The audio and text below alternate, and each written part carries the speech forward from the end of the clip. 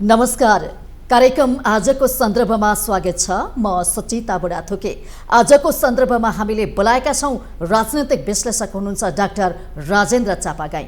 उहाँसँग विशेष गरी भदौ 23 र 24 गतेको जुन आन्दोलनलाई बाह्य आन्दोलन भनेर पनि भनिएको छ, यो आन्दोलन आन्तरिक नेपालीको नभएर बाहिरबाट सिर्जित आर्जित र उक्साहटमा भएको आन्दोलन भनेर टीका टिप्पणी पनि भइरहेको छ। यो आन्दोलनपछि अब मुलुकको अप्ठ्यारोहरू, आर्थिक स्थिति, भू राजनीतिकदेखि लिएर अन्तर्राष्ट्रिय सम्बन्धका सवालमा पनि हेर्ने भने नेपाल फसिरहेको छ। अब यो फसिरहेको नेपाललाई कसरी उकास्ने? अर्कोतर्फ भने अहिले मुलुकमा अन्तरिम सरकार बनेको छ। यो 6 महिने सरकारले फागुन 21 गते निर्वाचन सम्पन्न गर्नुपर्ने प्रमुख दायित्व छ। यसमा सुरक्षाका थ्रेटहरू देखिएका छन्, किनभने कुनै पनि नेता कुनै जिल्ला जानु पर्यो भने जेनजीका नाउँमा कुस्ताकुस्ती भएको भिडियोहरू पनि सार्वजनिक भएको छ। मुलुक यो आन्दोलनपछि, जेनजीको नाममा भएको आन्दोलनपछि कता जाँदैछ, यसको समीक्षा गर्नेछौँ। यसको भविष्यको विषयमा पनि चर्चा परिचर्चा गर्नेछौँ र यो जन्जिरबाट मुलुकलाई कसरी उकास्ने, यिनै सेरोफेरोमा रहेर बहस गर्नको लागि आज हामीले उहाँलाई बोलाएका छौँ। आउनुहोस् उहाँलाई कार्यक्रममा स्वागत गरौँ। स्वागत छ यहाँलाई। धन्यवाद। अब यो करिब त 2 महिना पार गरिसकेका छौँ। पुरानो पनि हुँदै गइसकेको छ, तर पनि 2 महिनापछि मुलुकको राजनीति अझ अस्थिर देखिएको छ। यहाँले कसरी लिनुहुन्छ? पुरानो 2 महिना भइसकेको छ। राजनीतिक कोर्सले चाहिँ यो पुरानो हो, त देशको पीडाको हिसाबले यो पुरानो होइन नि। पुरानो भएको छैन। ती बल्किरहेका घाउहरू अहिले पनि बल्किरहेका छन्। घाइतेहरू चाहिँ अहिले पनि हस्पिटलमा छटपटाइरहेका छन्। ती शहीद बनेका परिवारहरू अहिले पनि पीडामा छटपटिरहेका छन्। नेपालीहरूले सामान्यतया घटनालाई सामान्यकरण गर्ने कता नेचर नेपालीको हो कि जस्तो लाग्छ हामीलाई। जसरी भूकम्प त्यति ठुलो गयो, तर हामीले भूकम्प बिर्स्यौँ नि। भूकम्प जाँदाखेरि 72 सालमा जब भूकम्प गयो, त्यसपछि ती घरहरू चाहिँ सबै रेनोभेसन गर्नुपर्छ, सबै चाहिँ रेट्रोफेक्टिङ गर्नुपर्छ भन्ने चाहिँ त्यो बेला चेत आयो। अहिले पनि हामी ती टेका लगाएका घरमा बसिरहेका छौँ। हामी बहादुर छौँ। त्यो भूकम्प बिर्स्यौँ हामीले। फेरि भूकम्प आउँछ भन्ने कल्पना पनि गरेका छैनौँ। र हामीले ती टेका लगाएका घरमा त्यो अहिले पनि हामी बसेका छौँ। यस अर्थमा हामी बहादुर हौँ भनेर बहादुरताको परिचय दिन सकिएला, त्यो अर्को पाटो हो। अस्ति त्यत्रो घटना घटेको छ, त्यो घटना करिब बिर्सिएको हो कि त भने जस्तो फिलिङ भइरहेछ कि अहिले हेर्दा। सरकारले पनि सकियो। सरकारमा आइयो, अब हामी चाहिँ राज्य यन्त्र चलाउने मात्रै हो भने जस्तै। जेनजी नाम धारण गरेकाहरू चाहिँ जो छन् ती पनि अब त्यो सकियो र अब आफैले कता के पद पाइने हो, कता के पाइने हो, अझै मन्त्रीहरू चाहिँ नियुक्ति बाँकी छ, यो मन्त्रीमा चाहिँ हामीलाई लैजा, हामी जान पर्यो भन्ने खालको चाहिँ कता त्यो स्वार्थ प्रेरित जस्तो देखिने राजनीति पनि त्यो जेनजीलाई बिर्सिएर फेरि अब हेर्नुहुन्छ भनेदेखि जेनजीले त एउटा ठुलो परिवर्तनको उद्घोष गरेको थियो नि त, होइन? 76-77 जनाले चाहिँ शहीद बनेका छन्। त्यो रगतको बलमा, आन्दोलनको बलमा बनेको सरकार हो नि यो त। बलिदानको जगमा बनेको सरकार हो नि त। तर सरकार चाहिँ अब यसले राज्य यन्त्र चलाउनु बाहेक होइन भने जस्तो सरकारले गरिरहेको छ। सामान्य एज इट वाज जस्तो थियो पहिला, त्योभन्दा बरु अझ ध्वस्त भएर गएको होला। फरक अनुभूति गर्न देश र जनताको यो बलिदानमा रगतमा बनेको सरकार जस्तो त्यो अनुभूति चाहिँ हुन सकेन। सरकारले गति लिन सकेन, गति पनि लिन सकेन। सरकारले त्यो जेनजी आन्दोलनको स्पिरिटलाई बुझेर अगाडि बढ्न सकेन। जस्तो आन्दोलन नेपालमा बेला बखतमा भइरहन्छ, कालखण्डमा हामीले बेहोरिरहेका छौँ, होइन? तर कतै यो आन्दोलन चाहिँ नेपालीहरूले नगरेको बाह्यबाट आर्जित पनि भन्छ नि। यो आन्दोलनलाई कसरी चाहिँ हामीले लिन सक्छौँ? यो हाम्रै ती जेनजी भाइ बहिनीले गरेका हुन् कि बाहिरबाट खटाएर उक्साहटमा लहिलहिटमा भएको के हो? हामीले त्यसका आन्दोलनहरूलाई हेर्दाखेरि 2007 सालको आन्दोलनलाई हेर्छौँ। अब त्यस पछाडिका चाहिँ आन्दोलनहरू, छिटपुट आन्दोलनहरूपछि 36 साललाई हेर्छौँ। त्यसै 45-46को एउटा आमूल परिवर्तन गरेको पञ्चायती व्यवस्थालाई नष्ट गरेको आन्दोलन, 62 10 वर्ष माओवादी आन्दोलनै भन्नु पऱ्यो त्यसलाई, सशस्त्र आन्दोलन भन्नु पऱ्यो। 62-63 को आन्दोलन पछाडि गएर फेरि पछि अहिले हामीले यो 82 को आन्दोलन, यी अलि मुख्य आन्दोलनहरू हुन्। यहाँले गम्भीर एउटा अलिकति गहिरो प्रश्न कोट्याउनु भएको छ। यसलाई मलाई 2 मिनट जति समय चाहिन्छ होला। यो देशको आन्दोलनहरूमा हेर्दाखेरि हाम्रा होम प्रडक्ट भए कि भएनन् भन्ने यो निकै पेचिलो प्रश्न भनेको छ हाम्रो देशको आन्दोलनहरूमा। हिजो 7 सालमा आन्दोलन गरियो। राणाहरूको विरुद्धमा नेपाली जनताले आन्दोलन गरे। राणाहरूको विरुद्धमा नेपाली पर नेपाली मनहरूले गरे। तर त्यति बेलाको आन्दोलनमा पनि त्यो प्योरली नेपालीको भयो भन्नु पर्दैन, त्यहाँनिर पनि घुसपैठ भयो, किनकि दिल्ली सम्झौता भयो। त्रिभुवनलाई नेपाली कङ्ग्रेसले त्रिभुवनलाई भगाएर पाल्पा लाने भनेको थियो। पाल्पा लाने भन्ने सुईको थाहा पाएपछि लैनचौरले पुष्प विमान तयार गरेर त्रिभुवनलाई चाहिँ दिल्ली पठाइदियो। दिल्ली पठाएर दिल्ली सम्झौता गरियो होइन। त्यसपछि गएर चाहिँ प्रजातन्त्र दिल्लीबाट ल्याइयो भनेपछि त्यसमा पनि यो देशको अर्गानिक आन्दोलन सहित यो देशकाहरू भने, तर आन्दोलनको निष्कर्षमा चाहिँ भारत मिसिन पुग्यो होइन र। निष्कर्ष पनि यही देशकाले मात्र निकालिदिएको भए राम्रो हुन्थ्यो। निष्कर्ष निकाल्न भारत नै समावेश देखियो। रगतको खोलो चाहिँ नेपालीले बगाए, मर्ने मार्ने नेपाली हुने, मर्ने मार्ने नेपाली भयो। यतिसम्म भयो कि त्रिभुवन प्रजातन्त्र आगमन पछाडि त भारतले त त्रिभुवनको सल्लाहकार समेत पठाइदियो त्यहीँबाट होइन। मन्त्री र चाहिँ राजाको बिचमा छलफल हुँदाखेरि बिचमा भारतीय सल्लाहकार बस्नुपर्ने, त्यतिसम्मको चाहिँ यो देशको राज्ययन्त्रभित्रकै हस्तक्षेप गरेर त्रिभुवनलाई पठायो। जबकि भारतले आन्दोलन गरिदिया त होइन, नेपालीले गरेको आन्दोलन त शहीद बनेको त नेपालीहरू हो।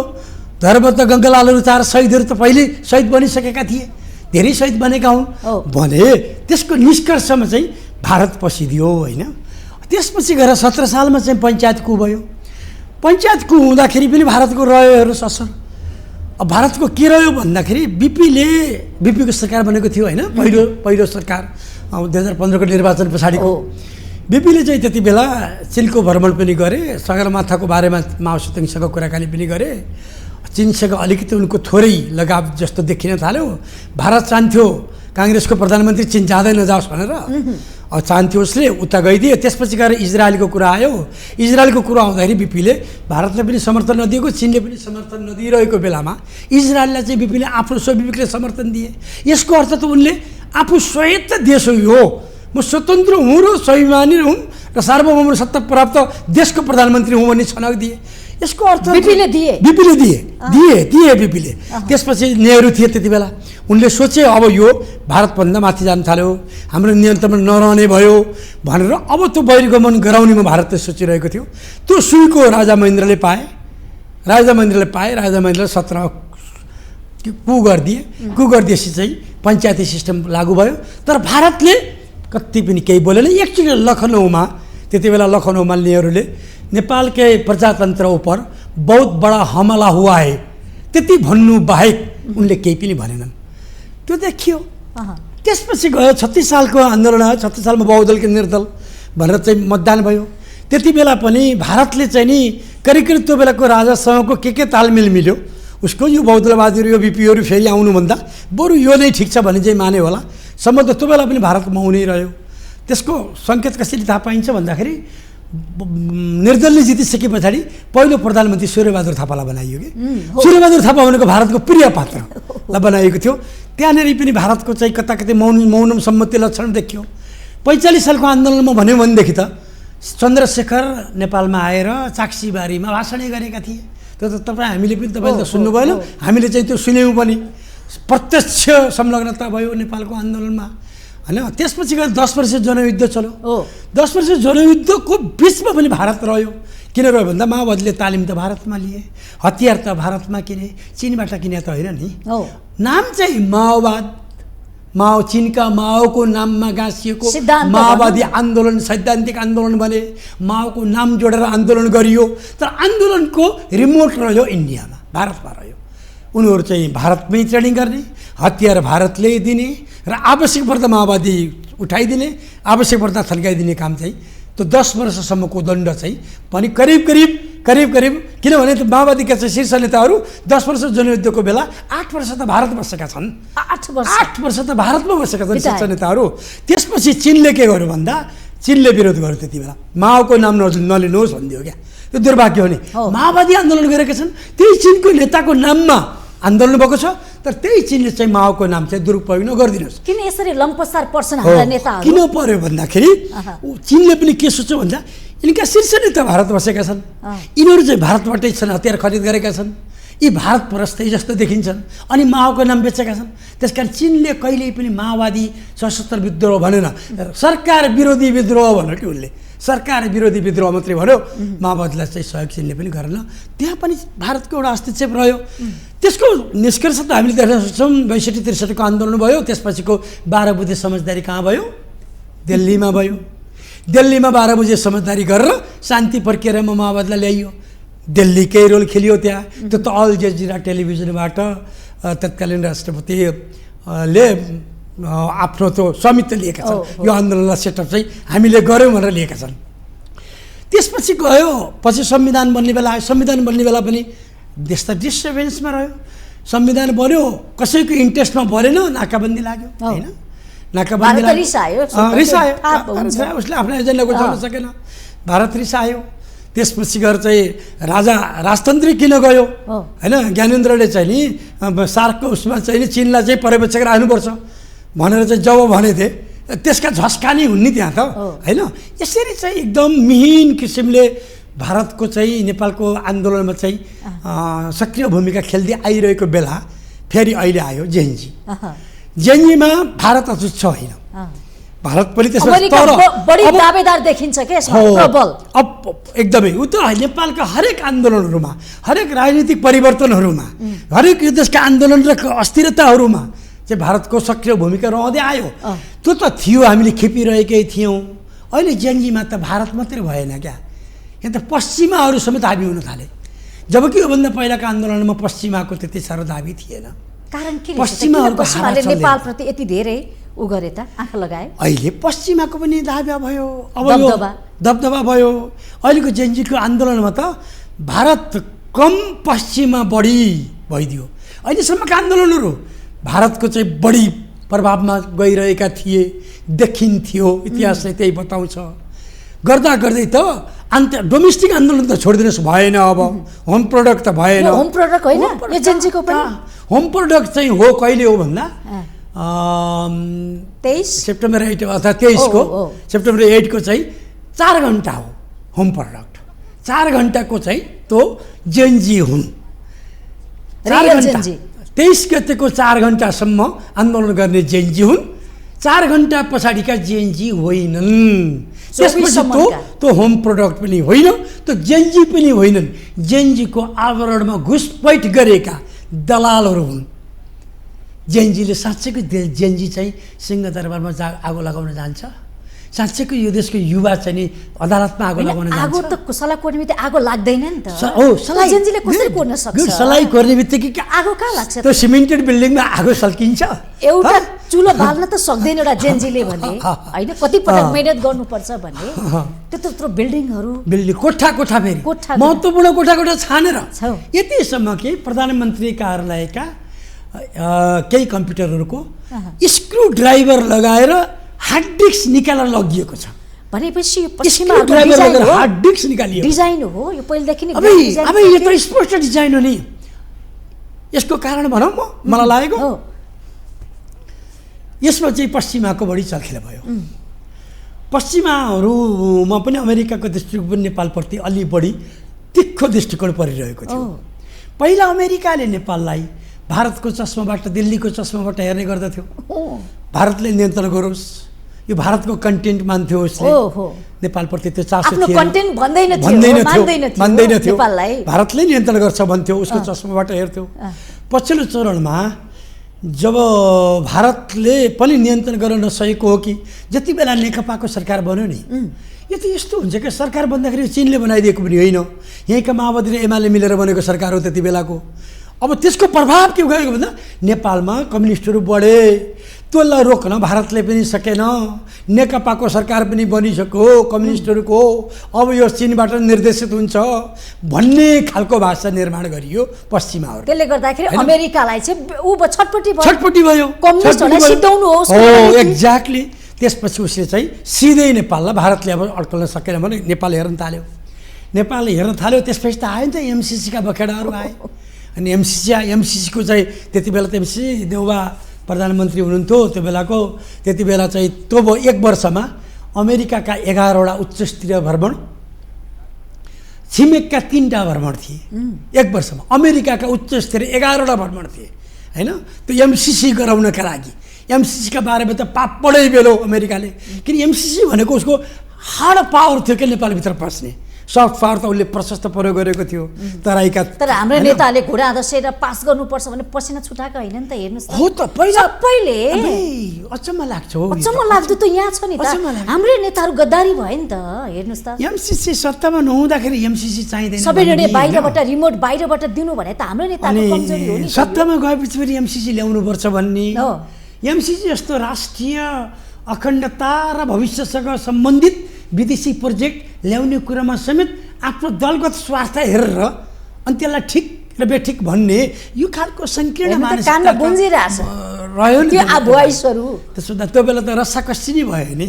संसदमा एकथोक बोलेको छ, सडकमा फेरि उही पार्टीले सडकमा फेरि अर्को पठाएको छ, एमसीसीको विरुद्धमा पठाएको छ। त्यो खालको नाटक मञ्चन गरे र आखिरमा चाहिँ एमसीसी पनि अमेरिकाले ठुलो मेहनत गरेर आफ्नो हार्ड पावर यहाँ भित्र आयो। अमेरिकाले त सांसदहरूलाई कतिसम्म भन्यो नि त, फ्रड भने होइन, फ्रड हेर्नुहोस् त भन्यो, त्यतिकै बोल्छ त। फ्रड त अहिले किन एलन मस्कले भन्यो नि, यो भ्रष्टाचारको देशमा चाहिँ मैले दर्ता गर्दिनँ भनेर त एलन मस्कले भन्यो नि। त्यो भन्न मिल्छ एउटा देशलाई, एउटा सार्वभौम देशलाई त भन्न मिल्छ कि अहिलेको सरकारले, यो सुशीला सरकारले प्रश्न सोध्न सक्छ हो। सुशीला सरकारले यो प्रश्न, कार्की सरकारले यो प्रश्न सोध्न सक्छ तपाईँले यो सार्वभौम देशलाई तपाईँले के आधारमा फ्रड के अरे करप्ट भनेर भन्नुभयो भनेर सोध्न सक्छ यो सरकारले? सक्दैन नि। त्यो त हामी हेपी हौँ, हाम्रै नेतृत्वका कारणले गर्दा हामी हेपी हौँ, हामी हाम्रो स्ट्यान्डमा रहेनौँ। त्यसपछि पश्चिमाको चाहिँ प्रभाव रह्यो।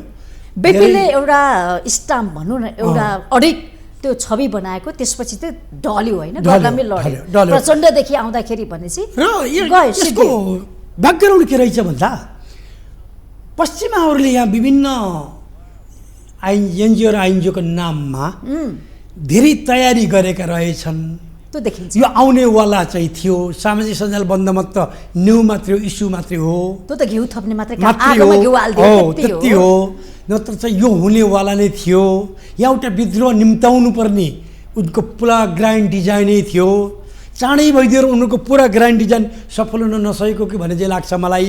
किन भन्दाखेरि 4 घन्टा पछाडिका व्यक्तिहरू त कुनै न कुनै एसोसिएसनमा गाँसिएका देखिए नि त। अहिले भिडियोहरू पनि आए त आए नि त। अहिले नेतृत्वमा गाँसिनेहरू, त्यस्तै अहिले मन्त्रीमण्डलमा जानेहरू पनि हेर्नुहोस् होइन, के बारबारा फाउन्डेसन के भनेका छन्, समता फाउन्डेसन के भनेका छन् भने अहिलेको सरकार चाहिँ अमेरिकाले बनाएको हो, बाहिरबाट पश्चिमाले बनाएको। म यो दक्षिणको पनि यो बेला हार्यो, दक्षिण हार्यो। दक्षिणको चाहना भनेको चाहिँ त्यसमा हिन्दू राज्य बनाउनको लागि एउटा वर्तमान मोदी सरकारको त्यसको चाहिँ उनीहरूको एउटा मकसद त हो। त्यसका लागि उनीहरू पनि केही दुर्गा प्रसाईलाई पनि कहिले चापेर माथि उचाल्ने, कहिले राप्रपाला समातेर माथि उचाल्ने, कहिले के गर्ने गरिरहेका थिए। जनजी आन्दोलनभित्र पनि उनीहरू केही खेल्न सकिन्छ कि भनेर खेल्ने प्रयास चाहिँ गरे, तर भारत चाहिँ त्यति सक्रिय हुन सकेन। निष्क्रिय भयो किन सके? विगतमा एकदमै कब्जा गरेको भारत यस्तो भयो। यो चाहिँ आन्दोलन चाहिँ ग्रुमिङ गरिरहेको थियो पहिल्यै। त्यो ग्रुमिङ चाहिँ युवाहरूलाई नै गरिएको थियो। युवाहरूलाई ग्रुमिङ गर्न भारतले भ्याएको थिएन। उसले तिनी पुराना पार्टीहरूलाई समात्ने, त्यही भित्रका छुटपुट भएको असन्तुष्टलाई समात्ने, उचाल्ने काम मात्रै भारत गर्दै थियो। अब पश्चिमाले ग्रुमिङ गरेर ल्याइरहेका थिए। पश्चिमाको यो दबदबा कहिलेसम्म हामी यो यसमा हस्तक्षेपमा बस्ने त? अब यो नयाँ हस्तक्षेप थपियो त नि। हामी चाहिँ भारतको एउटा माइक्रो म्यानेजमेन्टसम्मै पुग्न लागेको थियो भारत होइन। माइक्रो म्यानेजमेन्टलाई त नेकपाको सरकार बनेपछि त्यसलाई अलिकति न्यूनीकरण गरेको थियो एउटा बलियो सरकार भएको बेला। अनि नत्र भारत चाहिँ माइक्रो म्यानेजमेन्टमा आइरहेको थियो। हामीलाई पश्चिमाको त्यति ठुलो आन्तरिक राजनीतिमा चलखेल र हस्तक्षेप थिएन। हुन त हिजो चाहिँ माओवादीलाई शान्ति प्रक्रियामा ल्याउनलाई पनि अल्मिनीका नाममा र नर्वे सरकार पनि धेरै सक्रिय भएकै हुन्, तर यसरी प्रश्न भएका थिएनन्। पछिल्लो चरणमा चाहिँ पश्चिमाहरू चित्र देखियो भनौँ न यो पछिल्लो चरणमा चाहिँ जनजी आन्दोलन पछाडि पश्चिमाको पनि प्रत्यक्ष चित्र चाहिँ देखियो। स्वार्थ के हो, स्वार्थ के हो त? त्यसो भए स्वार्थ उनीहरूको यो देशमाथि देशलाई कब्जा गरौँ भन्ने चाहिँ होइन। मलाई लागेको के छ भन्दाखेरि यदि जनजी आन्दोलनलाई यदि सेफ ल्यान्डिङ अहिलेको अवस्थामा भए पनि नगरिएको भएदेखि 23 र 24 गते त पुरै शून्य भ्याकुम थियो नि त देश त। कानुन थिएन, न्याय थिएन, अदालत थिएन, प्रहरी थिएन, कोही पनि थिएन नि त। कोही मर्छ भनेदेखि मर्थ्यो, त्यहाँ कसैले खोजी पाउनेवाला थिएन नि त। व्यक्तिगत प्रपर्टीहरू, व्यक्तिका घरहरू ज्वाले होइन, व्यवसायहरू ज्वाले, के खोजी पाए त? भन्ने ठाउँ कहाँ थियो त? त्यस्तो अवस्था सिर्जना भयो होइन, जनधनको क्षति भयो, आर्थिक क्षति भयो, एकदम ठुलो क्षति भयो नि। त्यत्रो क्षति भइसकेपछि राष्ट्र फेलियरमा पुर्याउने योजना थियो होइन। तर त्यो बेला चाहिँ कम्तीमा चाहिँ कार्कीले चाहिँ एउटा रिक्स चाहिँ लिनुपर्छ, त्यो बेलालाई लिनुपर्छ। त्यसपछिको क्रियाकलाप उहाँको राम्रो छैन। त जन संविधानै थिएन नि त, संविधान जानु थालिसकेका थियो। त्यसपछि गएर चाहिँ कार्की अचानक प्रधानमन्त्री बन्न पुग्नुभयो। यहाँ त यो पश्चिमाको चाहना त के थियो भन्दा यो टोटल फेलियर गरिदिने, फेलियर गरेर अनि त्यसपछि गएर चाहिँ जब स्टेट फेलियर हुन्छ नि त्यसपछि त युएन पस्छ। युएन पस्नु भनेको अमेरिकन सैनिक पस्नु होइन। युएनभित्र पस्ने बित्तिकै युएनभित्र पसिसके जसरी अफगानिस्तानमा पस्यो नि, जसरी यसरी पसिसकेपछि अनि चीन र भारतलाई कन्ट्रोल गर्ने, सन्तुलनमा राख्ने, यहाँ पस्ने। नेपालका लागि होइन, यो अन्तर्राष्ट्रिय जियो पोलिटिकल इन्ट्रेस्ट हो क्या यो त उनीहरूको। यो बाह्य शक्तिको इन्ट्रेस्टको लडाइँ हो यहाँ भनेको। यो जेनजी भनेको यो होम प्रोडक्ट मात्रै नारा त ठिकै थिए, यसो भनेर त जेनजीका नारा ठिकै, सुशासन थियो, नो करप्सन थियो, नो नेपोटिज्म थियो, यी फेरि राम्रो थिए नारा। के त्यो नारा यिनले लिएका नारा अनुसारकै सरकार कार्यान्वयनमा गयो त अहिले गएन नि त। यसै भन्दाखेरि चीनलाई म छुट्याउँदिनँ, चीनले चाहिँ हामीलाई कुदृष्टि लाउँछ कि लाएकी छ कि छैन? चीन चाहिँ व्यापारी मुलुक हो हजुर। चीनतिरको भूभाग फेरि त्यति धेरै समथर र मलिलो र सुगम भूभाग पनि चीनतिरको सिमानामा परेन। 1414 किलोमिटर हाम्रो जोडिन्छ सिमाना, भारतसँग 1800 किलोमिटर जोडिन्छ। भारततिरको समथर भूभाग नै जोडियो होइन।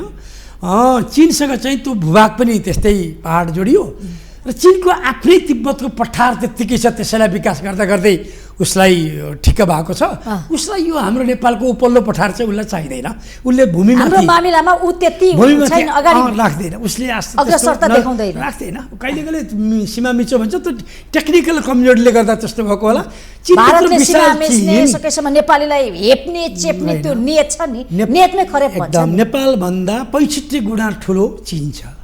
65 गुणा ठुलो चीनले 2-4 किलोमिटर जग्गा मिच्दैन क्या, उसलाई त चाहिँदैन। चीनको दृष्टिकोण नेपाल बलियो भइदियो भन्ने छ। यो बलियो र यसो स्थिर सरकार भइदियो भने पश्चिमाहरू चलखेल गर्न पाउँदैनन्, किनभने उसलाई तिब्बतको सुरक्षाको कुरा छ। तिब्बतको दलाई लामालाई सेल्टर भारतमा दिइएको छ। दलाई लामा पनि आए त नेपालमा। अब अचम्मको कुरा, अहिलेको सरकारलाई सबभन्दा पहिलो शुभकामना दिने दलाई लामा। हेर्नुहोस् त, अहिलेको सरकारलाई सबैभन्दा पहिलो शुभकामना जापानबाट आयो। हेर्नुहोस् है, जापानबाट आउनु भनेको नि सङ्केत ठुलो छ नि। हेर्नु, भारत र चीनभन्दा पहिला जापानबाट शुभकामना आउनु भनेको त्यसले पनि के अर्थ बोक्छ। दलाई लामाको शुभकामना आएको छ, जबकि यसभन्दा अघिल्ला सरकारहरूलाई दलाई लामाको शुभकामना आउँदैन थियो। पिक्चर देख्नु होइन। अनि त्यसपछि एकातिर दलाई लामाको शुभकामना आउँछ, एकातिर चाहिँ आन्दोलनमा के देख्नुभयो? टिओबी, टिबेटन ओरिजिनल ब्लड भन्ने त ज्याकेट लगाएकाहरूले आन्दोलनलाई नेतृत्व गरेको देखिन्छ, आगा लगाई गरेको देखिन्छ। भनेपछि अनि शङ्का गर्ने कि नगर्ने? अनि शङ्का गर्ने कि नगर्ने? चीनको विरुद्धमा कतै यो भड्केको त होइन। शङ्का गर्ने ठाउँ छ है यो जेनजीको नाममा भएका आन्दोलन। शङ्का किन नगर्ने? टिओबी लेखेर ज्याकेट लगाएर टिबेटन ओरिजिनल, टिओबी मात्रै होइन फेरि तल टिबेटियन ओरिजिनल ब्लड भनेर बकाइदा स्पष्ट लेखेका ज्याकेट लगाएकाहरूकै नेतृत्व छ आन्दोलनमा। उनीहरू नेतृत्व गरिरहेका छन्, आगो उनीहरू लगाइरहेका छन्। अनि दलाई लामाको फेरि सरकार बन्ने बित्तिकै शुभकामना आउँछ भनेदेखि के यो संयोग मात्रै हो भन्ने त यसलाई शङ्का गर्ने ठाउँ त धेरै छन्, धेरै छ है, धेरै डिजाइन हुँदाखेरि चीन चाहिँ सशङ्कित बनेको छ। चीन चाहिँ सशङ्कित छ नै यो जेनजी आन्दोलनबाट। त्यसो भएको हुँदा यसलाई चाहिँ नेपालीहरूले चाहिँ के सोचिरहेको पाउनु चाहिँ परिस्थितिमा चाहिँ नेपाली समग्र नेपाल र नेपालले त के सोच्ने हो? नेताले चाहिँ आफ्नो पार्टीलाई चुनावमा जिताउने भनेर सोच्ने हो, अनि सरकारमा जाने भन्ने सोच्ने हो। अहिलेको सरकारले चाहिँ यो सरकार चाहिँ लम्ब्याउने हो, सरकारमा बस्ने हो। के को नेपालको बारेमा त कसलाई के चिन्ता छ र? कसलाई के चिन्ता देख्नुहुन्छ भने तपाईँ त धेरैजना राजनीतिज्ञहरू साइन्टिफिक हुनुहुन्छ, खै त्यत्रो यहाँ आएर चिन्ता गरेको त होला, तर खोइ हामी त जनजीवनमा चाहिँ रुन्छन् यहाँ बसेर रोइदिनुहुन्छ उहाँका आँसुहरू। देश र जनताको नाममा रुवाएका मैले नेताहरू देखाएको छु। अहिलेको आन्दोलनले चाहिँ राजनीतिक पार्टीहरूलाई पनि थोरै सबक चाहिँ सिकाएको छ। हामी मात्रै छैनौँ। कसरी भन्ने त यहाँले सिकाएको छन् भन्नुभयो, काङ्ग्रेसमा त्यही भाँडभैलो छ, एमालेमा उस्तै छ, माओवादीहरू त अब प्रचण्डले त अब यो प्रचण्ड माधवकुमार झरनाथ भीम रावल वामदेव गौतम त अब राजनीति सकिने भयो सिद्धिने भयो, अब यहाँ बसिरहनको लागि भनेर नेपाली कम्युनिस्ट पार्टी बनाउनु भएको छ वामपन्थीहरूको नाममा भनेर। अब कसरी उनीहरू सच्ची भन्न मिल्छ हेर्नुहोस् त। अब खोइ जेनजीको आन्दोलनले कोही कसैलाई छोएन जस्तो देखिन्छ। जेनजी आन्दोलन सरकार बनाउने ओलीको ठाउँमा सुशीला आउनुभयो, त्यो दुई चारवटा नाम यति मात्रै फरक देखियो के। जेनजी आन्दोलनको मर्म 2084 हुने निर्वाचन 82 गराउनु मात्र थिएन, ओली सरकारलाई फालेर कार्की सरकार ल्याउनु मात्रै पनि थिएन। अहिले भएको परिवर्तन यति दुईटा देखियो नि त, हैन? अरू त केही पनि परिवर्तन देखिएन। न त यो सरकार आएर सुशासन छ भन्नु, न त यो सरकार आएर भ्रष्टाचार क्या छ भन्नु। स्वयं प्रधानमन्त्रीकै सल्लाहकारले आफ्ना परिवार जति सबै सल्लाहकार समितिमा विवादमा आएको देखिसकेका छ, हैन? न त त्यो देखियो सुशासन भयो भन्नु, न भ्रष्टाचार नियन्त्रण भयो भन्नु, न शहीदहरुका घाइते परिवारको भयो भन्नु। यो माग त थियो, केही भएन। झन् भू राजनीतिमा हामी फस्यौँ हैन त। एकदम ठुलो यो त हाम्रो प्रोडक्ट हुँदैन। हामी ठुलो राजनीतिक चपेटामा छौँ। हामी यस अर्थमा छौँ कि संसारको सबैभन्दा ठुलो जनसङ्ख्या भएको देश अहिले भारत बन्नु पुग्यो, चीनलाई पनि उछिन्यो उसले। संसारकै सबैभन्दा ठुलो जनसङ्ख्या भएको देश दुईटा देश भनौँ न, चीन र भारत। चीन कहिले चीन पहिलो भारत दोस्रो, कहिले भारत पहिलो चीन दोस्रो हुन्। यी दुईटा ठुला देशको बिचमा हामी छौँ। चीनले आर्थिक विकास गर्यो र विश्व नेतृत्वको लागि वर्ल्ड पावरमा चाहिँ ऊ जान खोजिरह्यो। अमेरिकाको एकल शक्तिलाई उसले च्यालेन्ज गरिरहेको छ, हरेक किसिमले च्यालेन्ज गरिरहेको छ। त्यस्तो अवस्थामा उत्तरतिर चीन छ, दक्षिणतिर भारत छ। यी दुईटाको बिचमा हामी भयौँ। अब के छ त, अन्तर्राष्ट्रिय राजनीतिको पेलावट भनेको चीन र पश्चिमाहरूको बिचको एउटा द्वन्द्व छ, हैन? चीन र पश्चिमाहरूको बिचको एउटा द्वन्द्व छ। चीनलाई घेर्नका लागि आइपिएस जस्ता, एसपिपी जस्ता धेरै प्रोजेक्टहरू बनाइएका छन् चीन घेराउ नीति अन्तर्गत। चीन घेराउ गर्नको लागि, चीनलाई हस्तक्षेप गर्न र खेल्नको लागि सजिलो कहाँ त भन्दाखेरि चीनका सिमाना जोडिने 14वटा देश छन्। 14वटा देशमा चाहिँ अरू देश चाहिँ शान्तिपूर्ण छन्। नेपाल मात्रै एउटा देश हो जहाँ अशान्ति छ, अस्थिरता छ, राजनीतिक अस्थिरता छ। त्यसकारण नेपालबाट चीनमा खेल्न सजिलो हुने भयो, एउटा कुरा। यसलाई देखे हैन, यसलाई देखे प्लेटफर्म। अर्को कुरा, नेपालको भू सिमाना जोडिन्छ चीनको तिब्बतसँग। तिब्बत जिस्क्याउनु पश्चिमाको उद्देश्य छ। तिब्बतलाई कतै गिजोल्न सकिन्छ कि भन्ने छ। जबकि दलाई लामाको बजेट अमेरिकाले छुट्याउँछ, दलाई लामालाई सेल्टर भारतले दिन्छ। अनि भनेदेखि दलाई लामा मार्फत दलाई लामा को जन्माउने अब भन्ने प्रयास छ उनीहरूको, हैन? त्यस्तो दलाई लामा जन्माउँदाखेरि उनीहरूले त्यो प्रयास रहिरहेको बेला यताउता त चीनलाई त तिब्बत जिस्काउन खोजिरहेका छन्। त्यसकारण पनि नेपाल एउटा टार्गेट भिन्टेज पोइन्ट बन्न पुग्यो कि पश्चिमाहरूको लागि। यदि हामी राजनीतिक स्थिरता हुन्थ्यो, हामी आफ्नो खुट्टामा उभिन्थ्यौँ, आफ्नै स्वाभिमान हुन्थ्यो भनेदेखि उनीहरूले चियाउन सक्दैनथे। हामी त्यो भएनौँ। हामी सरकार बन्नलाई यहाँले हेर्नु जेनजेटका नाममा झन् भयङ्कर होइन, पश्चिमाहरूले गिद्धे नजर। हामी त पटक सरकार बनाउनको लागि दिल्ली पनि त धायौँ नि, होइन र? अघिल्लो पूर्व प्रधानमन्त्रीले त भन्नुभयो नि एउटा सार्वजनिक भाषणमै, पुष्पकमल दाहाल प्रचण्डले त कसको किताब चाहिँ विमोचन गर्दाखेरि मलाई प्रधानमन्त्री बनाउनको लागि उहाँ धेरै पटक दिल्ली धाउनु भएको छ भनेर सार्वजनिक भन्नुभएको छ, होइन? दिल्लीको त प्रधानमन्त्री कसलाई बनाउने भन्नेमा भयो। हामी आफ्नो पोलिटिकल धरातल बिर्स्यौँ, हामी कमजोर अवस्थामा रह्यौँ। त्यसपछि गएर चीन घेराउ नीति अन्तर्गत पश्चिमाहरूको सलबल नेपालमा हुन थाल्यो।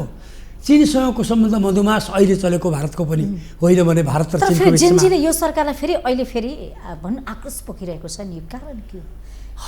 अब जेनजीले अब अचम्म लाग्छ त आफैले होइन, जेनजीको बलमा बनेको सरकार भन्छौँ हामी, तर जेनजीले भन्ने खबरदार गृहमन्त्री राजीनामा दिनु पर्यो, प्रधानमन्त्री काम किन गर्दैनौ भनेर सोधिरहेको छ। यो सरकार त संविधानले नचिनेको सरकार हो।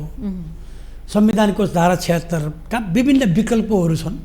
ती विकल्पहरूले अहिलेको प्रधानमन्त्री चिन्दैन। भनेपछि 2072 को संविधानले यो प्रधानमन्त्री चिन्दैन।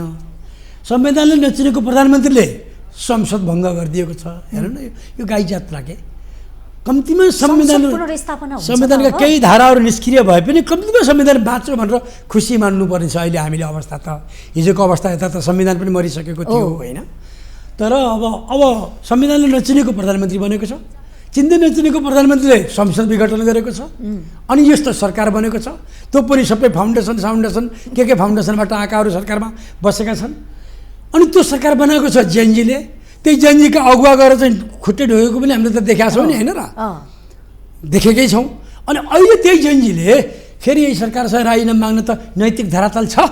कुन नैतिकतामा राजीनामा माग्ने? नैतिक धरातल हुनु पऱ्यो नि। हिजो त्यही जेएनजी नाम धारण गरेकाहरूले जेएनजीले नभनौँ, जेएनजी त 4 घन्टा पछाडि आफ्ना गरेर सोसियल साइट खोलियो, व्यवसाय गर्नेहरू व्यवसाय गर्न थाले, सामाजिक सञ्जालमा व्यवसाय गर्नेहरू, सामाजिक सञ्जालबाट केही रिसर्च गर्ने, नेटबाट केही रिसर्च गर्नेहरू रिसर्चतिर लागे, सामाजिक सञ्जाल हेर्ने रमाउनेहरू उता लागे, टिकटक बनाउनेहरू टिकटक बनाउन लागे होइन, इन्स्टाग्राम बनाउनेहरू उता लागे, एउटा समूह गयो। तर सिंहदरबारमा आगो लगाउनेहरू जेएनजी थिएनन्, अदालतमा आगो लगाउनेहरू जेएनजी थिएनन्। तिनै आगो लगाउनेहरू नै सरकार बनाउने क्रममा सक्रिय भए, देखेको त हो नि हामीले होइन। अहिले पनि अहिले उनीहरूले आन्दोलन गरेर फेरि सरकारलाई राजीनामा दिए भन्न चाहिँ उनीहरूसँग नैतिक आधार चाहिँ नहुनुपर्ने हो भने जेएनजीको मुकुटो लगाएर बसिरहेका छन् यीहरू है। एक्ज्याक्टली। धेरै यिनीहरूले कहाँ पुर्याउँछन् त जेएनजीको नाममा भएको? यस्तो छ नि, यो घुसपैठ गर्ने जेएनजीहरू जो छन् नि, जो विभिन्न दानापानी खाएर विदेशका चाहिँ डलरमा काम गरेर आएकाहरू छन् नि, यिनको उद्देश्य त चाहिँ देशलाई चाहिँ भद्रकल अस्थिरतामै पुऱ्याएर चाहिँ नि राष्ट्र स्टेट फेलियरै गराइदिने दाउ होला नि त, उद्देश्य होला नि त। अहिले 2 महिनासम्म साम्मै छैन, अहिले पनि सडकमा आन्दोलन छ, नेताहरूमाथि कुटाकुट, अहिले पनि सुरक्षाको अनुभूति छैन जनतालाई होइन, कसैको धन सम्पत्तिको सुरक्षा छैन। अरबौँ रुपियाँ देशबाट पलायन भइसक्यो, माडवारीहरूले प्रशस्त रकम इन्डिया लगिसके, यहाँका राम्रा सम्भ्रान्त परिवारहरू विदेशमा गएर चाहिँ अपार्टमेन्ट किनेर बसिसके, देशमा सुरक्षा भएन। अब यहाँ कसले उद्योगमा लगानी गर्ने, कसले व्यवसायमा लगानी गर्ने भन्नु त? लगानी त गर्यो, सुरक्षाको ग्यारेन्टी खोइ त? व्यवसाय गरेका व्यवसायीहरू होइन, कम्तीमा चाहिँ सबभन्दा बढी कर दिने त मिनबहादुर गुरुङ रहेछन् नि त, बाटोटिका कर त तिरेका रहेछन् नि, त्यत्रो 5-6 हजार 10 हजार जनालाई रोजगारी पनि त दिएका थिए नि त। आज हामी जनता पनि जेएनजी पनि कस्तो जेएनजी भन्ने, आगो लाउन जान्छ, चाउचाउ लिएर हिँड्छ, चोरी गर्छ, भ्रष्टाचार डकैती गर्छ, नो करप्सन भन्छ, नो करप्सन सुशासन चाहियो, नो करप्सन भन्छ, अनि त्यहाँ चाहिँ हातमा बियरको बोतल चोरेर हिँड्छ भनेपछि त्यो आन्दोलनकारी रक्सीको बोतलहरू हेर्नुहोस् त कतिसम्म बदमासी बदनामी भएका, चाउचाउ चोरेर हिँड्छन् होइन, भाँडा चोरेर जान्छन्, के अरे त्यो डल सल के चोरेर हिँड्छन्, यस्ता आन्दोलनकारी छन् भनेपछि आन्दोलनकारीहरूकै चेतनाको लेभल पनि कहाँ रहेछ? जेएनजी मान्ने कि नमान्ने त्यस्तो ती जेएनजी भनेको यस्तो हो कि जेएनजी भनेको कुनै पार्टी भएन, उमेर समूह हो। उमेर समूहमा चाहिँ 1997बाट यता आएकाहरू, यता जन्मेकाहरू, 13देखि 28 वर्षको उमेरकाहरू, 28 वर्षभित्रकाहरू जेएनजी भए। के त्यो उनीहरू देशमै बस्न चाहन्छन्, देशलाई भ्रष्टाचारमुक्त गर्न चाहन्छन्, सुशासन चाहन्छन्? केही जेएनजी अर्गानिक जेएनजीले त्यो चाहन्छ। अहिले पनि केही अर्गानिक जेएनजीहरू त्यहाँ छन्, तर ती त हाइज्याक भयो, ती जेएनजीहरू छोपिए हैन, छोपिए नि त। केही अर्गानिक जेएनजीहरू अहिले पनि छन्, जेएनजीको नाममा चाहिँ अमेरिका भन्नुस् पश्चिमाहरूले गाँचे हेर्नुस् त, हैन ती चाहिँ छोपिसके, हाइज्याक। अब यो कसले चिन्ने त? असलीको खराबको पनि चिन्नु त पर्यो नि त। लगभग जनताले करिब चिन्न पनि लखेट्नु पर्यो नि त, चिनेका छन्। लखेट्ने कसले? हामीले धेरै चर्चा गरौँ ती व्यक्तिहरूको, ती संस्थाहरूको, कसले लखेट्नु पर्यो? राज्य यन्त्र नै तिनकै खटनमा बनेको छ भनेदेखि लखेट्दिने कसले? राज्य यन्त्र नै उनीहरूले बनाएको छ भनेदेखि, उनीहरूले बनाएको छ र उनीको खटनमा छ भनेदेखि अनि कसरी लखेट्ने? जनताले लखेट्ने? जनताले पनि लखेट्ला नि एक दिन, एउटा समय आउला, जनता पनि आउला नि सडकमा, तर लखेट्ने कसो? अब लखेट्ने भनेको यदि निर्वाचन भइदियो भने निर्वाचनबाटै सकिन्छ। निर्वाचन 21मा निर्वाचन होला, त्यहाँभन्दा अगाडि त देश अझ बढी भाँडबैलो होला जस्तो देखिन्छ। हेर्नुहोस् त, अब कैदीहरू भागेका छन्, हात हतियार बाहिर छन्, अझ पनि बाहिरी चाहनाहरू अझै थुप्रै देखिन्छ। कैदीहरू भगाउने काम भयो त नि, कैदीहरू चाहिँ भगाउने पनि यो डिजाइनमै भयो। रवि लामिछानेलाई जेलमुक्त गर्न पनि डिजाइनमै गइयो, उनी फँसे बेकारमा, बेकारमा फँसे, दाग लाग्यो नि त, दाग लाग्यो। त्यहीँबाट हतियारहरू पनि गए बाहिर। बाबा सेक्युरिटी त कति कमजोर बनाइयो भन्नुहोस् न, एउटा प्रहरीलाई समातेर पिटेर मारेको देख्नु भएको छ नि, अनि मनोबल गिरेन, बन्दुक खोसिएको छ, बन्दुक खोसिएको छ, मान्छे तिनैका पिटिएको छ। कपडा लगाएर हो। चाहिँ नि नाचिएको छ, नाटक गरिएको छ। त्यो नाटक त गरियो नि त होइन र? कति कमजोर बनाइयो सिक्युरिटी फोर्सलाई। अनि एउटा कुरा भने अनि सैनिकहरू थिए नि त, एक्ज्याक्टली कहाँ थिए त भन्नु त? सैनिक कहाँ हामीसँग थियो? क्षमता थियो नि त। सैनिक कहाँ थियो? आपद विपदमा त देशलाई बचाउनु पर्ने जनताले अमरसिंह थापा, भक्ति थापाका सन्तानहरू, नेपालका वीर गोर्खालीहरू अनि? होइन, वीर गोर्खालीहरू जो भारतका लागि लडेका छन्, जो ब्रिटिसका त्यसको लागि हाम्रो। फकल्यान्डको टापुमा लडेर ब्रिटिसलाई रक्षा गरिदिएका छन्।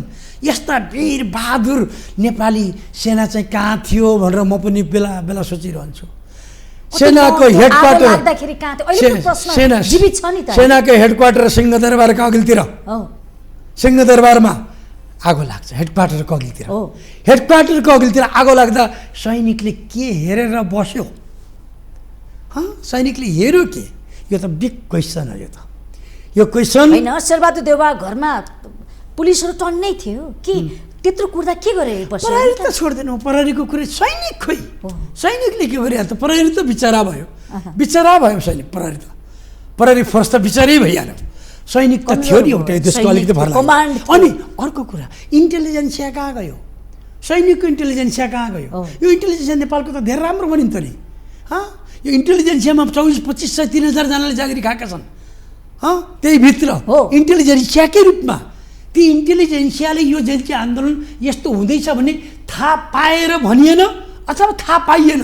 यो पनि त बाहिर त आउनु पऱ्यो नि त एकचोटि। तर कसैले पनि एक्सन लिएन नि, हेर्नु त। भन्दैन, कोही एक्सन लिन आएन कि मुलुकलाई खरानी बनाउन लागे, देश होइन डुबाउन लाग्दा पनि कोही एउटा देशभक्ति राष्ट्रभक्ति भन्ने त कागजमा मात्रै देखियो। दुर्भाग्य छ, दुर्भाग्य, दुर्भाग्य। कोही पनि बचाउन आएन नि त। सेक्युरिटी फोर्स चाहिँ मौन छ, सैन्य फोर्स मौन छ, ब्युरोक्रेसी मौन छ, पार्टीहरू भागाभाग छन्। अनि त्यसपछि गएर टिओबी लेखेका र के चाहिँ सडकमा उफ्रिरहेका छन्। वास्तविक जेएनजीहरू, केही जेएनजीहरू त्यही पहिलो दिनमै शहीद भएर गए होइन। अनि केही जेएनजीहरू फर्के। तपाईँलाई याद छ 23 गतेको दिन करिब 2-3 बजीतिरै घुसपैठ भयो, हामी बाहिर जाउँ, हामी घर फर्क्यौँ भनेर त भनेका छन्। जब संसदमा जुन ठेलेर उनीहरू भित्र छिरे त्यसपछि घुसमै सुरु भयो, घुसपैठ सुरु भयो भनेका छन् नि त। उनीहरू त फर्किया छन्, हाम्रो मृत्यु होइन भनेर। त्यो त जेएनजीको आन्दोलन होइन नि के दलहरूकै नेता कार्यकर्ता पसे त्यहाँ? यहाँ त्यहाँबाट त अमेरिका, अस्ट्रेलियन, भारतीयहरू त आएनन् होला, आइपुगेनन् होला। नेपाली नै थियो होला नि त, काङ्ग्रेसकै कार्यकर्ता थियो होला, जेएनजीको आन्दोलनको नाम थियो होला। जेएनजीको आन्दोलनको नाम बनाएर एमालेका घरहरू हान्न चाहिँ काङ्ग्रेसीहरू माओवादीहरू गए, काङ्ग्रेसका राष्ट्रपाकाहरू गए। यसरी चाहिँ यहीँ भित्रका जेएनजीको आवरणमा यिनै गए। हाम्रो चेतनाको स्तरहरू देश जलाए, हेर्नु त। देश अहिले पनि पछुतो त छैन नि, खरबौँको चाहिँ नोक्सानी भयो।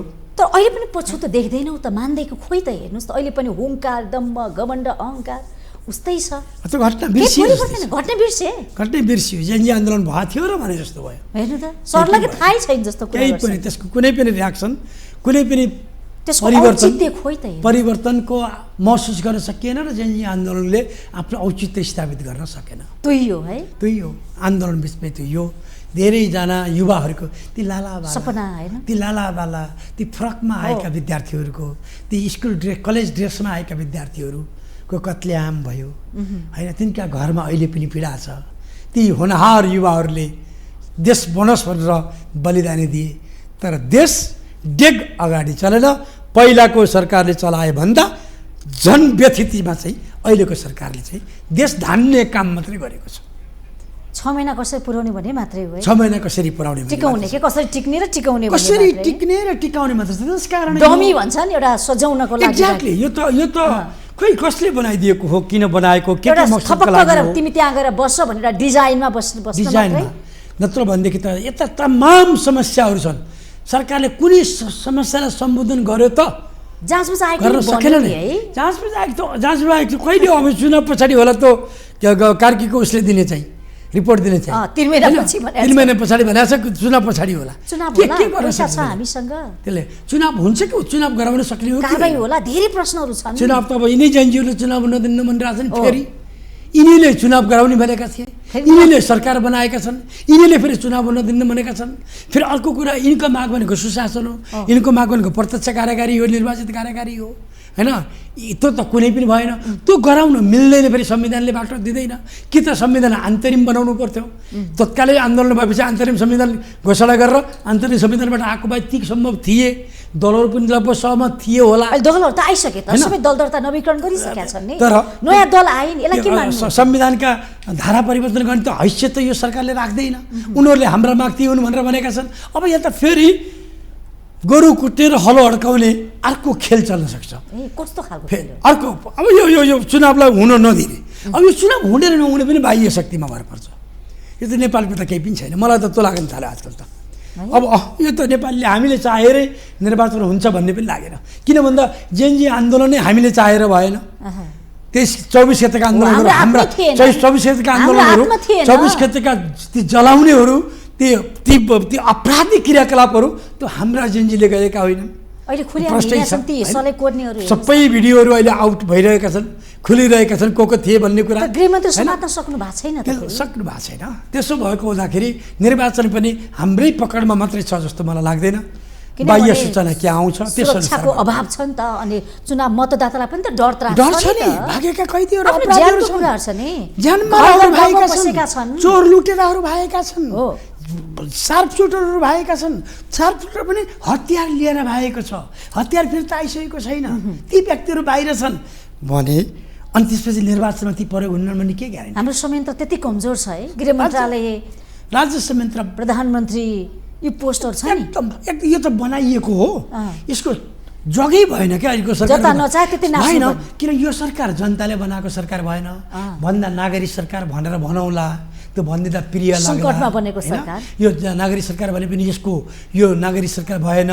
यसको टेक्निक जगै छैन जग भनेको जेएनजी थियो त्यो पनि त्यही नक्कली जेएनजीहरू थिए हैन नक्कली जेएनजीहरू थिए तिनी नक्कली जेएनजीले पनि राजीनामा माग्न थाले यो सरकार राजीनामा दिए आज पनि राजीनामा दिए भोलि पनि राजीनामा दिए भनेका छन् त्यसकारण यो सरकारको टेक्निक जगै छैन जगै नभएको यो सरकारले निर्वाचन गराइहाल्छ भनेर भन्न सकिन तै पनि मिराज ढुङ्गानाको मान्ने कि शोधन गुरुङको टिमलाई मान्ने कि हैन के यादवजी हुनुहुन्छ पुरुषोत्तम यादवकोलाई मान्ने कि अर्को के छ यो 5-7 वटा सम्म छन् जेएनजीका नाम फेरि पार्टीको छन् स्वतन्त्र भेटिएन 5-7 होइन 22 वटा सम्म छन् हो अनि हेर्नुस् त यहाँ 22 वटा भने त यी कहाँबाट खडा भए कहाँबाट विदेशीबाट खडा भए अवसरवादको लागि आए अवसरवादको लागि आए यो बेलामा गएर बोलियो भनेदेखि केही न केही पड्काउन पाइन्छ केही न केही नियुक्तिहरू पाइएला कुनैले कुनै केही पाइएला भनेर यी सबै त्यो खोजीका लागि आएका बहुसङ्ख्यक त्यस्ता छन् जस्तो लाग्छ मलाई केही राम्रा रियल एनजिओहरू पनि होलान् जो यसमा सुशासन काम हुनुपर्छ भ्रष्टाचार नियन्त्रण हुनुपर्छ यो देशको संवैधानिक प्रणालीमा केही परिवर्तन हुनुपर्छ भन्ने थोरै होला परिपक्व जेएनजीहरू त भेटिएन नि त 2 महिना नागिसक्यो अपरिपक्वता त आउने कुरै भएन नि खडा गरेका जेएनजीहरू छन् पानी बारेका जेएनजीहरू यस्तो हुन्छ सुजताजी यसको के हुन्छ भन्दाखेरि जेएनजी समूह भनेको चाहिँ यो साह्रै धेरै परिपक्व हुने उमेर पनि होइन क्या यो उमेर चाहिँ त्यति उमेर पनि होइन 28-30 वर्षको उमेर भनेको राजनीति बुझ्दै किनभने उनीहरूलाई त इतिहासको ख्याल छ न त कुनै आन्दोलनमा यिनले सहभागी बनेका छन् न त यिनी कहीँ गएर चाहिँ कहिले चाहिँ यो देशको राज्य परिवर्तनमा कहिले भाग लिएका छन् यिनले लिएका छैनन् त यो त कोठामा बसेर मोबाइल चलाउने ग्रुप न हो यो त होइन र बहुसङ्ख्यक त हो बहुसङ्ख्यक त यो संसार चाहिँ मोबाइलबाट हेरेको न हो यो त होइन यिनीहरूलाई इतिहासको साक्षात्कारिता छैन राजनीतिक परिवर्तनको साक्षात्कारिता छैन राज्य चलाउन कस्तो हुन्छ कति गाह्रो हुन्छ त्यो अनुभव छैन त्यसकारण चाहिँ उनीहरूमा अनुभवको कमी छ त अनुभवको कमी भएकालाई गाइडेन्स चाहिँ परिपक्वले राम्रो व्यक्तिले गरिदिनु पर्थ्यो कसैले मिसयुज गर्न सक्ने सम्भावना धेरै मिसयुज भइरहेछ नि भइ नै सक्यो भइरहेछ जेएनजीको नाममा धेरै खालका घुसपैठहरू भयो समूहले जेएनजीलाई बोकेर पनि हिँडेको भेटिन्छ हेर्नुस् त यसको चाहिँ गलत प्रयोग भयो र सबभन्दा दुःखद कुरा जेएनजीको आन्दोलन बिचमै त्यही हो त्यसमा पनि आफ्नो स्वार्थको लागि देश बेच्नेसम्म हामीले भेट्यौँ है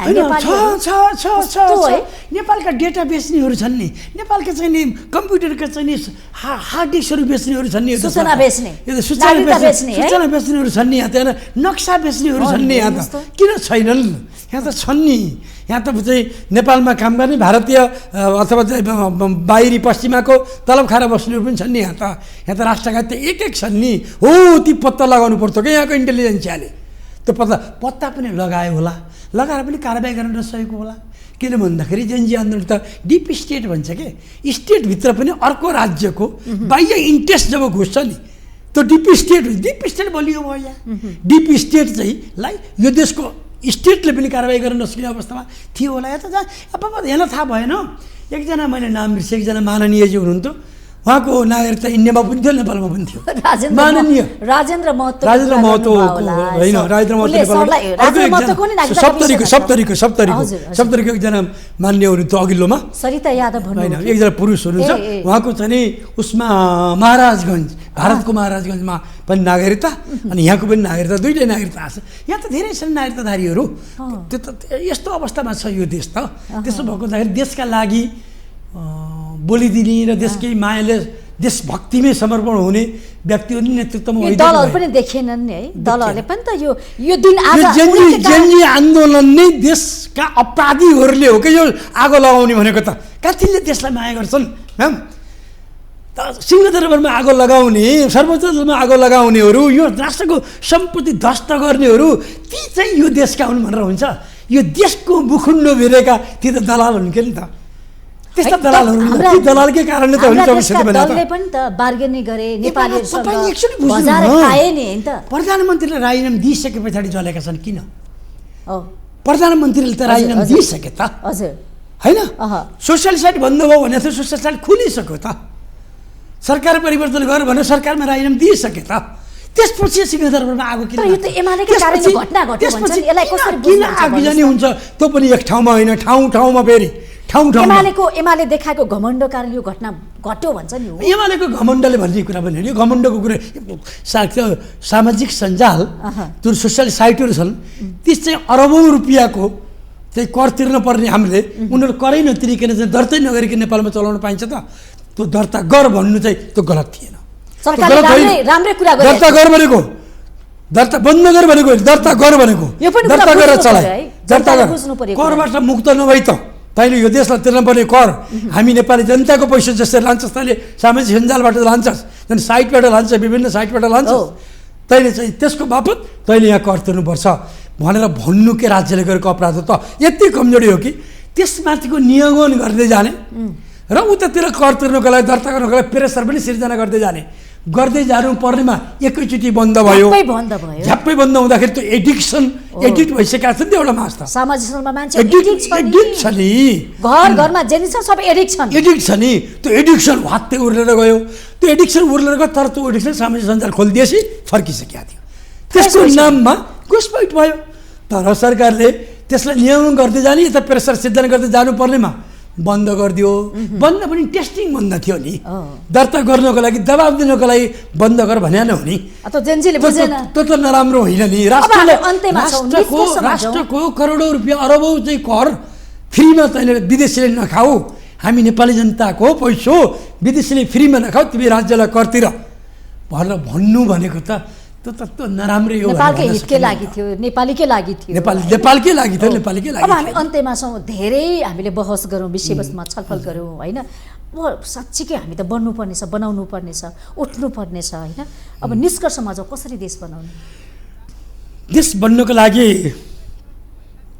जेनजी आन्दोलनले दिएको सन्देशलाई मनन गर्नुपर्छ। यहाँ भ्रष्टाचार पर्दो थियो र छ, त्यो नियन्त्रण चाहिँ हुनैपर्छ। भ्रष्टाचारको लागि चाहिँ एकदमै निर्मम कारबाही गरेर सरकार, जुनसुकै अब बन्ने सरकार पनि, जुनसुकै पार्टी आओस्, दलहरू सबैले महसुस गर्नुपर्छ। हामी त देखेका छौँ नि कसैका घरमा पैसा उडेको हामीले देखिनौँ र? यो देशका शीर्षस्थ नेताका घरमा पैसा उडेको हामीले देखिनौँ र? अनि AI भन्ने हामीले देख्यौँ नि त, थाहा थियो हामीलाई, थाहा थियो यो पैसा बिना टिकट पाइँदैन थियो, पैसा बिना मन्त्री पाइँदैन थियो, पैसा बिना सांसद हुन सकिँदैन थियो, पैसा बिना राजदूत पाइँदैन थियो, पैसा बिना कुनै संवैधानिक नियुक्ति पाइँदैन थियो। त्यो त थियो नि। भ्रष्टाचारी थिएनन् त होइन नि, थिए। पैसा लिएर ब्रिफकेस बोक्दै हिँड्दै गरेका त थिए नि। त्यो त हामीलाई थाहा छ, नेपाली जनतालाई थाहा छ। त्यो अब रोकिनुपर्छ, अब रियलाइजेसन हुनुपर्छ। भ्रष्टाचार अब टोटल निर्मम कारबाही जो सिक्योस् त्यो एउटा हुनु पऱ्यो। सुशासन हुनु पऱ्यो। सुशासन मान्छेलाई दुःख दिएर अनि कताबाट झर्छ भनेर होइन, अमन शान्ति र चयन कायम गर्न सक्नु पर्यो देशले। र यो नेपो बेबी भन्ने पनि बडा गजब छ कि, नेपो बेबी भन्नेमा पनि गजब छ। बाउ चाहिँ नि, बाउले चाहिँ नि 8 क्लास पढेको बाउ छ चाहिँ ठुलो मन्त्री भएको छ, कहिले तालपर चाहिँ परराष्ट्र भइदिन्छ, अर्थ भइदिन्छ, गृह भइदिन्छ, ठुला मन्त्री भन्छ, ऊर्जा भइदिन्छ होइन, मन्त्री भन्छ, अथाह कमाइदिएको छ।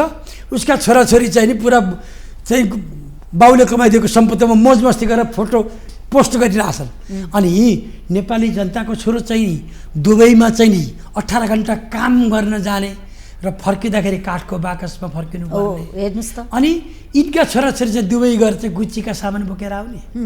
अचम्मै गरेका थिए नि त, सो अफ त यसले त अचम्मै समय सञ्जालमा त यिनीहरू त चाँदीको थालमा सुनका चम्चाले भात खाएका फोटो पनि हामीले नदेखा हो र।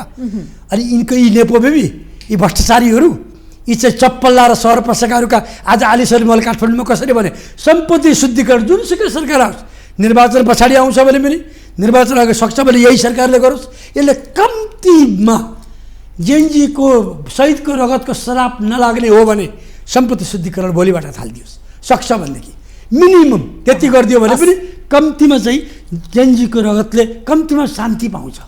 यिनले श्राप लाग्छ भने यिनलाई यति चाहिँ सम्पत्ति शुद्धिकरण गरिदियोस्, गर्न सक्छ भने यो सरकारले होइन। अब आउने सरकारहरू पनि जेएनजीले एउटा ठुलो सन्देश दिएको छ, त्यो सन्देशलाई मनन गरेर अगाडि बढ्नुपर्छ भन्ने मलाई लाग्छ। यो विशेष संवादको लागि जुन समय दिनुभयो त्यसको लागि धन्यवाद। यहाँलाई पनि धेरै धेरै धन्यवाद। हजुर, कार्यक्रममा आजको सन्दर्भमा हामीले बोलाएका थियौँ डाक्टर राजेन्द्र चापागाई हुनुहुन्थ्यो, राजनैतिक विश्लेषक। उहाँसँग विशेष गरी भदौ 23 र 24 गतेको जेएनजी आन्दोलन, त्यसपछि उब्जिएको यो राजनीतिक माहौल र सेरोफेरोमा रहेर हामीले उहाँसँग बहस गरेका थियौँ। कार्यक्रमबाट म पनि बिदा हुन्छु। माउन्टेन टेलिभिजन HD हेर्दै रहनुहोला। नमस्ते।